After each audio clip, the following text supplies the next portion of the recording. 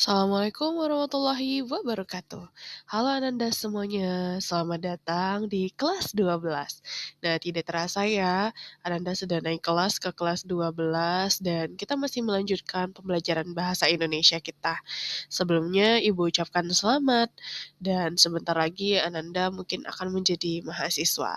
Nah, baik, dalam pembelajaran bahasa Indonesia di semester 1 di kelas 12 ini, kita akan mengkritisi informasi dari berbagai sumber. Nah, di sini kita akan mencermati informasi tentang tokoh. Bagaimana, sudah siap untuk belajar? Mari kita mulai. Tujuan pembelajaran kali ini adalah supaya Ananda bisa menemukan, mengidentifikasi, dan memilah satu atau lebih informasi menggunakan strategi yang sesuai, atau memindai, atau membaca sekilas, atau membaca cepat. Nah, sebelumnya bagaimana sih cara memperoleh informasi dengan cara membaca cepat? Ananda sebelumnya apakah sudah pernah mencoba untuk membaca cepat atau yang dibaca atau yang dikenal juga dengan scanning? Nah, lalu apa yang dimaksud dengan data yang valid dan data yang tidak valid dalam sebuah informasi? Lalu bagaimana pula menyampaikan pendapat tentang suatu informasi dalam diskusi non-formal? Apa kita boleh berdebat secara debat kusir seperti itu, atau bagaimana mengemas informasi tentang karya sastra dalam bentuk teks, narasi, dan deskripsi. Nah, sebelum kita membahas lebih lanjut, kita harus tahu dulu nih pengertian dari informasi. Nah, apa itu informasi? Informasi itu adalah sekumpulan data atau fakta yang telah diproses dan dikelola sedemikian rupa sehingga menjadi sesuatu yang mudah dimengerti dan bermanfaat bagi penerimanya. Dan informasi itu juga adalah data yang telah diolah menjadi bentuk yang mempunyai arti bagi si penerima dan bermanfaat dalam pengambilan keputusan saat ini atau di masa mendatang. Informasi tertulis biasanya dapat disajikan dalam berbagai bentuk, seperti poster, pamflet, brosur, dan infografis. Informasi tersebut dapat dibaca secara cepat karena memuat informasi ringkas. Nah, apa sih fungsi informasi? Untuk apa sih kita perlu tahu informasi? Nah, ada 7 fungsi informasi bagi manusia, yaitu sebagai berikut. Yang pertama adalah menjadi sumber pengetahuan baru. Kita tentu membutuhkan pengetahuan yang terbaru karena sejatinya ilmu pengetahuan ini adalah dinamis dan terus mengalami pembaharuan. Yang kedua, menghapus ketidakpastian. Jadi hal-hal yang sebelumnya kita tidak ketahui, melalui informasi kita bisa memastikan sesuatu. Dan yang ketiga, sebagai media hiburan. Informasi kadangkala juga bisa memberikan hiburan kepada manusia yang membacanya atau menontonnya. Yang keempat, sebagai sumber berita. Yang kelima, untuk sosialisasi kebijakan. Enam, untuk memengaruhi khalayak. Nah, jika ada suatu pemikiran, maka melalui informasi bertujuan untuk bagaimana memengaruhi khalayak supaya percaya terhadap hal tersebut. Dan juga yang ketujuh adalah menyatukan pendapat. Lalu, apa saja sih jenis-jenis informasi? Nah, di sini ada dipisahkan menjadi dua. Ada informasi berdasarkan bidang kehidupan dan juga informasi berdasarkan lokasi peristiwa. Jika jenis berdasarkan bidang kehidupan, maka ada berbagai jenis informasi. Ada di bidang pendidikan, kesehatan, olahraga, dan masih banyak lagi. Jika dipisahkan menjadi lokasi peristiwa, maka ada informasi dalam negeri dan juga ada luar negeri. Nah, informasi juga dibedakan berdasarkan sifat dan juga berdasarkan kegunaan. Berdasarkan sifat ada informasi faktual, opini atau konsep, dan informasi deskripsi. Nah, apa itu informasi faktual? Informasi faktual yaitu informasi yang dibuat berdasarkan fakta dan dapat dibuktikan kebenarannya. Selanjutnya, informasi berdasarkan opini atau konsep, yaitu informasi yang dibuat berdasarkan pendapat seseorang tentang suatu hal. Dan yang ketiga ada informasi deskripsi, yaitu informasi yang dibuat dalam bentuk penjelasan terperinci mengenai suatu hal. Selanjutnya, informasi berdasarkan kegunaan, ada informasi yang menambah pengetahuan, yaitu informasi yang isinya mampu menambah pengetahuan baru. Dan yang kedua, informasi berdasarkan penyajian, yaitu informasi yang disampaikan dalam berbagai bentuk, seperti artikel, gambar, audio, dan juga video. Nah, bagaimana? Cukup banyak ya jenis-jenis informasi yang dapat kita ketahui. Kira-kira jenis informasi yang mana yang sering Ananda dapatkan? Nah, selain dengan jenis informasi, kita tentunya juga harus mengetahui nilai informasi. Nah, informasi dalam konteks sistem informasi akan menjadi bernilai semakin formal dan ideal apabila didasarkan pada 10 sifat menurut Burns dan Starter dalam Davis 1995 sebagai berikut. Yang pertama adalah accessibility, yaitu sifat ini menunjukkan mudah dan cepatnya diperoleh keluaran informasi. Yang kedua ada luas dan lengkapnya, atau yang disebut juga dengan comprehensiveness. Sifat ini menunjukkan lengkapnya isi informasi. Hal ini tidak berarti hanya mengenai volumenya, tetapi juga mengenai output informasinya. Selanjutnya, menurut ketelitiannya atau accuracy, berhubungan dengan tingkat kebebasan dari kesalahan pengeluaran informasi. Nilai selanjutnya adalah kecocokan atau appropriateness. Sifat ini menunjukkan seberapa jauh keluaran informasi berhubungan dengan permintaan para pemakai. Isi informasi harus berhubungan dengan masalah, harus cocok seperti itu. Selanjutnya ada ketepatan waktu atau timelines. Berhubungan dengan waktu yang dilalui dan yang lebih pendek pada saat diperoleh informasi. Semakin cepat informasi itu disebarkan, tentunya dengan kebenaran maka akan semakin bagus. Selanjutnya kejelasan atau clarify. Nah, di sini atribut ini menunjukkan tingkat keluaran informasi dan bebas dari istilah-istilah yang tidak dipahami. Nah, selanjutnya nilai informasi yang perlu diketahui adalah keluasan atau flexibility. Nah, di sini sifat ini berhubungan dengan dapat disesuaikannya dengan keluaran informasi. Dan yang terakhir, dapat dibuktikan atau variability. Atribut ini menunjukkan bahwa kemampuan beberapa pengguna informasi untuk menguji keluaran informasi dan sampai pada kesimpulan yang sama. Jadi, penyampaian informasi itu membuat kesimpulan yang sama pada pembaca atau penontonnya.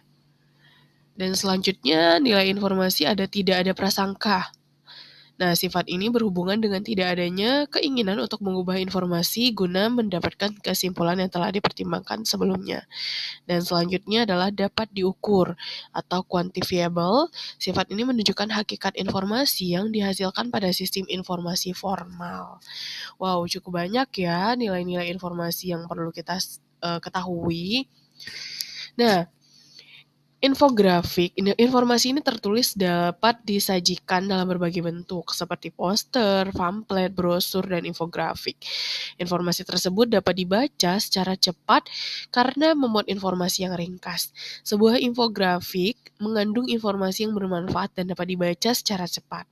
Nah, apa itu infografik? Infografik adalah perwujudan sebuah informasi, data, dan pengetahuan yang sebelumnya terlihat rumit menjadi sajian dalam bentuk grafis atau visual sehingga lebih mudah dibaca. Di dalam infografik biasanya terdapat teks ringkas, simbol-simbol atau icon, dan angka-angka yang disajikan secara menarik. Nah, berikut ada contoh infografik mengenai tokoh sastra yang bernama H.B. Yasin. Nah, di sini disajikan mulai dari kehidupan H.B. Yasin, lalu sekolahnya di mana, dan singkatnya riwayat hidup ya. Sehingga dalam grafik tersebut atau infografik tersebut, kita bisa menjawab pertanyaan berikut. Yang pertama, di mana dan kapan HB Yasin dilahirkan? Lalu yang kedua, kapan HB Yasin wafat dan di mana ia dimakamkan? Yang ketiga, sejak kapan HB Yasin bekerja di Balai Pustaka? Dan yang keempat, pengaruh apa yang diberikan sang ayah terhadap AB Yasin?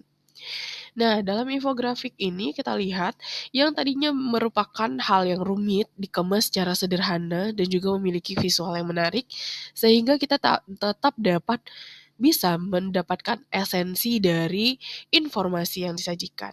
Sehingga infografik ini lebih luas dan lebih efektif untuk dijadikan sumber informasi. Nah, membaca infografik ini berhubungan juga dengan membaca cepat. Mungkin Ananda sebelumnya sudah pernah mendengar dengan membaca cepat. Apa itu membaca cepat? Nah, membaca cepat ini adalah sebuah teknik atau metode yang digunakan untuk mengefektifkan waktu membaca dan sekaligus dapat memahami bacaan dengan baik. Jadi tidak hanya sekedar membaca dengan cepat, tapi bagaimana kita bisa membaca cepat dan kita juga bisa mendapatkan informasi yang lengkap mengenai hal yang kita baca. Berbagai hasil penelitian menyebutkan bahwa secara normal, orang dewasa dapat membaca dengan kecepatan 200 hingga 250 kata per menit. Nah, ada berbagai macam teknik membaca cepat yang memiliki satu kesamaan, yaitu menghindari pengucapan, membaca dalam hati, dan mendengar setiap kata di kepala saat kalian membacanya. Proses mengucapkan dan membaca kata per kata atau mengeja diistilahkan dengan subvokalisasi. Nah, mengapa membaca cepat dimungkinkan? Hal ini karena seseorang sudah dapat memahami makna kata dan mengingatnya tanpa perlu membacanya. Di sini kita lihat dua gambar. Gambar di sebelah kiri melalui penglihatan, lalu ada subvokalisasi dan kita mendapatkan makna. Di sini maksudnya adalah kita membaca dengan mengeja atau misalnya secara berbisik-bisik atau mengulangi kembali kata yang kita baca. Sehingga ini membuat kita lama dalam baca atau tidak bisa membaca cepat. Lalu yang gambar kedua di sebelah kanan, kita melihat bacaan tanpa harus mengejanya sehingga kita langsung mendapatkan makna. Jadi di sini gerakan mata yang paling penting tanpa perlu pengejaan. Sehingga kita bisa melakukan membaca cepat dengan cepat pula mendapatkan makna. Oleh karena itu, subvokalisasi dapat dihindari dengan cara melatih diri untuk berfokus pada kelompok kata atau kalimat, bukan pada kata satu persatu.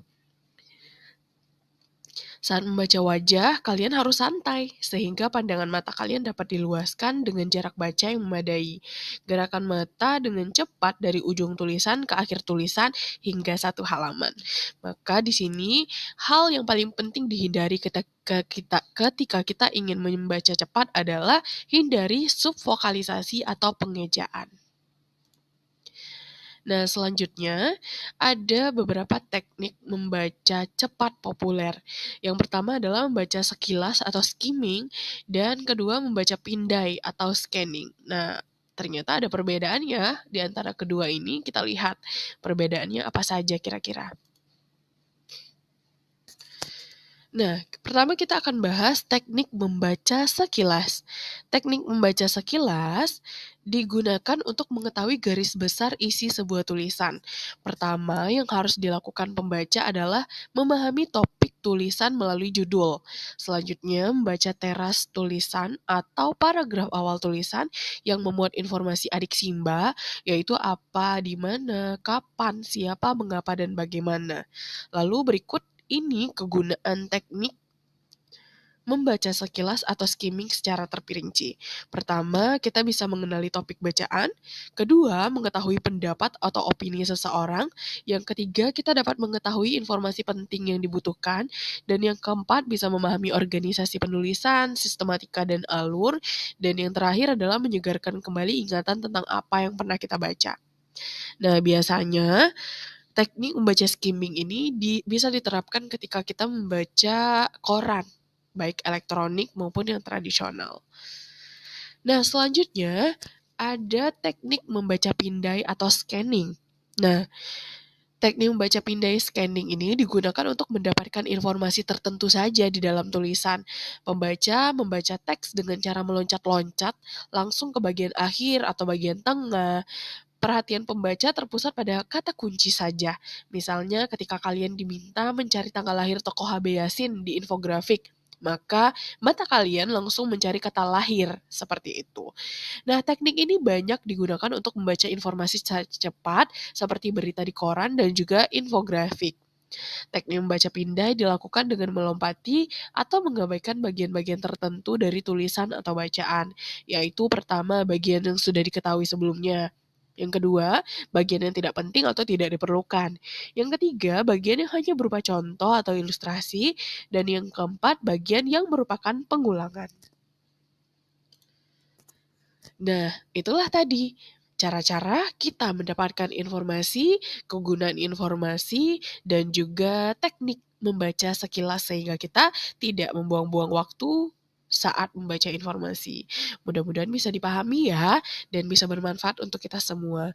Sampai bertemu pada subbab minggu depan. Sampai berjumpa. Wassalamualaikum warahmatullahi wabarakatuh.